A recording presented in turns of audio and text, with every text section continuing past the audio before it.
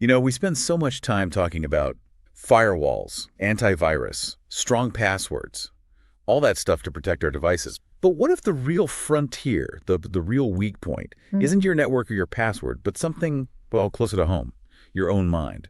Today, we're plunging into cognitive security, this idea of shielding you from the subtle manipulation, misinformation, deepfakes, all these algorithm-driven narratives trying to hack your mind, not just your computer. That's exactly it. And it's a field that's moving incredibly fast. Safeguarding our digital lives now really means defending against attacks, targeting how we think, how we decide, how we see the world. So our mission today is to get a handle on what cognitive security actually is, why it's so important for you, for businesses, how this agentic AI thing fits in, and crucially, what we can actually do about it. Right.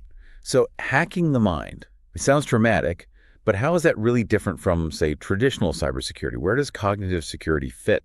Well, it's a fundamental policy shift, really. Instead of just locking down devices and networks, cognitive security is about protecting people's perceptions, their beliefs, their decisions. These attacks, they don't look for software flaws. They exploit how our brains are wired, our cognitive biases, our emotions, the shortcuts we take processing information.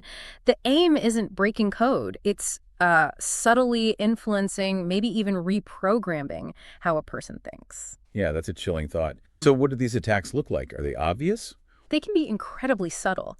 Think about just how easily fake news spreads, right? Or these deep fake images and videos that look scarily real. Or even just how your social feeds get manipulated. Attackers use fake accounts, bots. They amplify certain messages to make fringe ideas seem mainstream.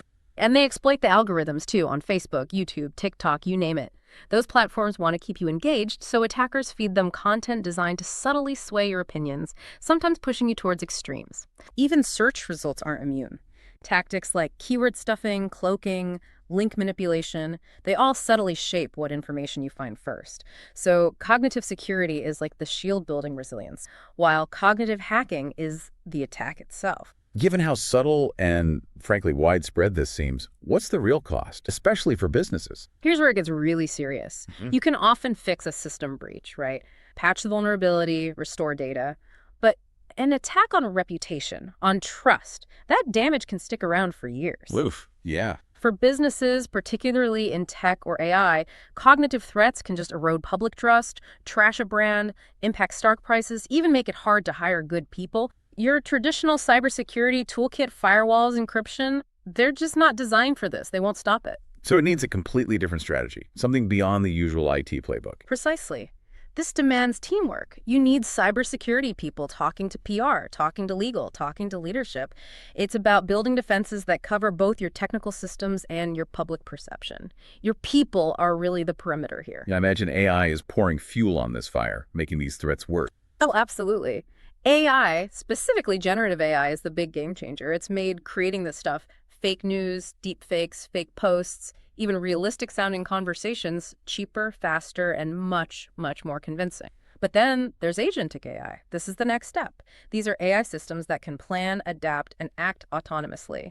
They could potentially run entire disinformation campaigns with minimal human oversight. Wow, really? Autonomously? Yeah, creating fake profiles, tailoring messages based on how people react in real time, even making deliberate mistakes to seem more human and avoid detection. That level of adaptation makes the manipulation potentially far more personalized and effective. Exactly. Targeting individuals based on their online tracks makes these attacks feel personal, which makes them hit harder.